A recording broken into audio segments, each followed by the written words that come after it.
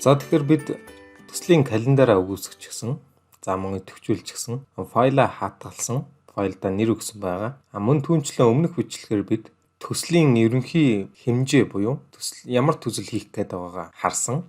Өөрөөр хэлбэл бид нэр энэ захим сургалтын хугацаанд 2 давхар үйлчилгээний барилгын төслийн төлөвлөгөөг, график төлөвлөгөөг хийж гүйцэтгэх нь байна. Тэгэхээр бид нар үүнтэй холбоотойгоор хамгийн эхлээд ажлын цар хүрээгээ тодорхойлох ёстой. Ажлын цар хүрээ гэдэг маань тэр төслийг амжилттай хэрэгжүүл үе шат бүрд тодорхой бидний зорьсон үр дүнд хүрэхэд шаардлагатай ажилбаруудыг жагсааж бичнэ гэсэн үг юм аа. За үүний тулд бид нэр хоёр зүйлийг маш сайн салгаж ойлгох ёстой. Нэгдүгээрт бүтээгдэхүүний цар хүрээ гэж байгаа. Хоёрдугаарт ажлын цар хүрээ гэж байгаа.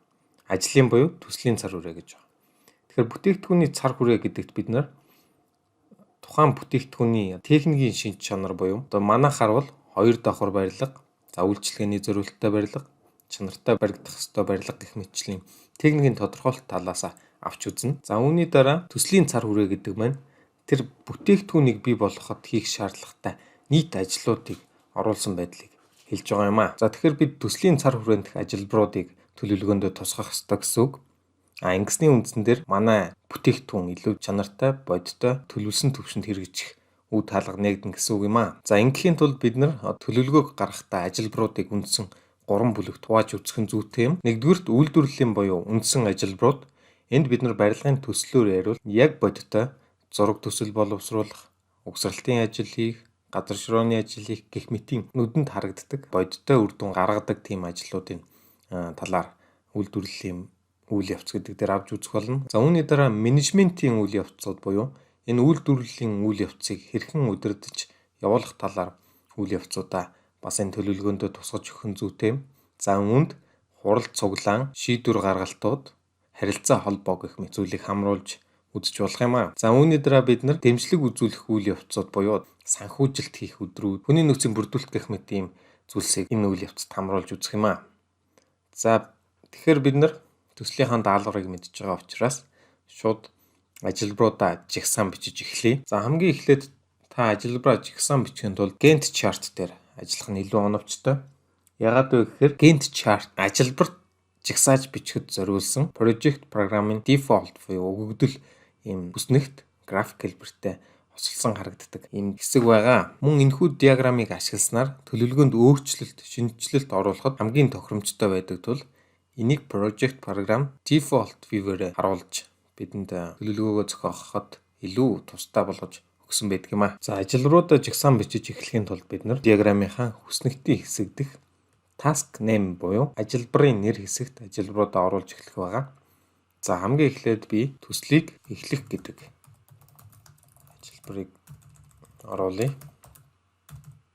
Ажилбарыг оруулаад enter дармагц task mode гэсэн хэсэгт ийм тэмдэглэгээ гарч ирэхийг та бүгд ажигласан баг.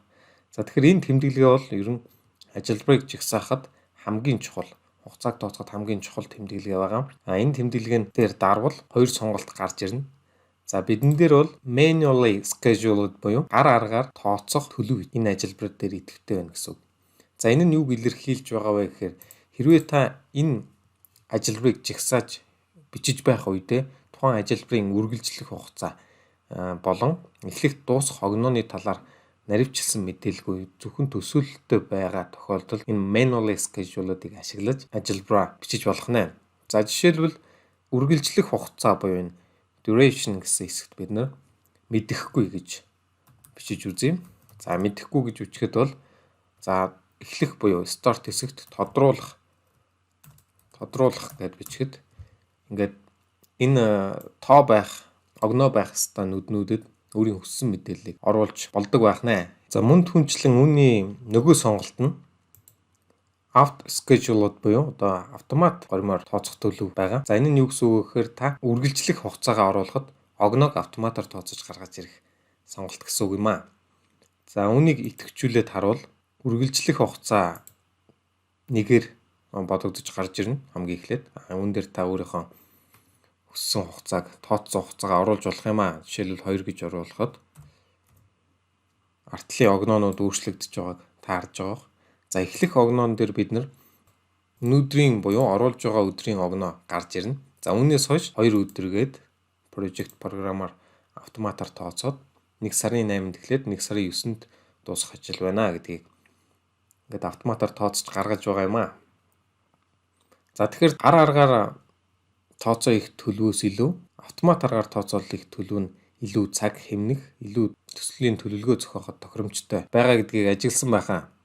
Тэгэхээр үүнээс хойш үүсгэж байгаа ажилбар бүрт auto schedule төлөвийг идэвхжүүлэхэд бол бид нар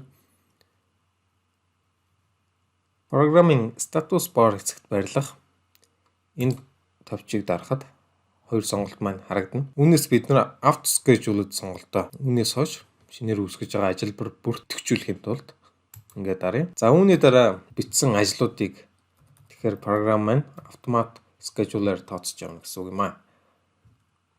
За үүний дараа төслийн санааг гэж бичвэл автоматар тооцоод явж байгааг та бүгд харж байгаа бах.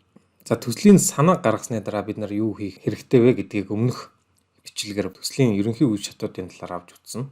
Тэгэхээр бид нар түүний дагуу ажилбаруудаа ерөнхийдөө эхэлж жагсааж бичнэ гэсэн үг. За төслийн санаа гаргасны дараа бид нар төслийн эскиз зургийг зурдаг байгаа. За эскиз зургийн дараа бид нар эскиз зургаа баталчихвал ажлын зургийг гаргах байгаа. За ажлын зургаа гарвал барилга угсралтын ажил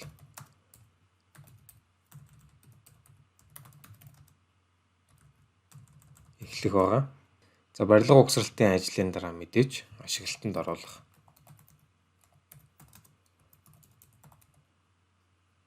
Юм аа. За үүний дараа бид нар төслийг дуусгах гэдэг ажилбарыг оруулъя.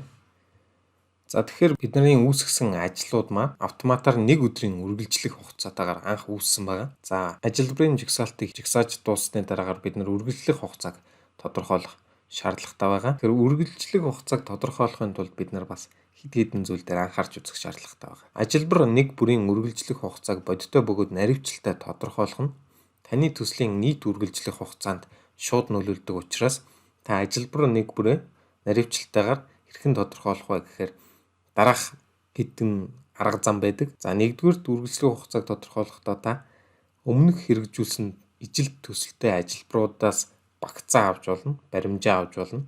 Танай байгууллагын хувьд тэр нь ямар хугацаанд үргэлжилж ирсэн бэ гэдэг тийм тайлан ашиглаж хийж болно. За дараагийн зүйл бол та тэрийг хийх хүмүүсээс өөрсдөөс нь санал аваад тэрийг та одоо энийг хийх гэж байгаа бол хэдийн хугацаанд энийг хийж дуусгах вэ гэдгийг саналыг аваад энэ дээрээ тусгах арга байж болно. За мөн түнчлэн ийм төрлийн ажилбарууд дээр ажиллаж байсан одоо мэргэжилтний буюу экспертийн санал дүгнэлтийг авч үргэлжлэх хугацаанд тусгаж болно. За хамгийн сүүлд нь буюу салбарын хэмжээнд мөрдөгдөж байгаа хөдөлмөрийн жишг нормыг авч ашиглаж болно. За манай Монгол улсын хувьд хөдөлмөр зарцуулалтын жишг норм гэдэг нормыг барилга хот байгуулалтын яамнаас баталчихсан байдаг боловч тэр нь одоогийн байдлаар нэлээд хуучирчсан байгаа учраас энийг ашиглаж байгаа газар хэцүүхэн байдаг юм аа. Тийм учраас бид энэхүү үргэлжлэх хугацааг тодорхойлохдоо хийсвэр жишээн дээр авч үзье.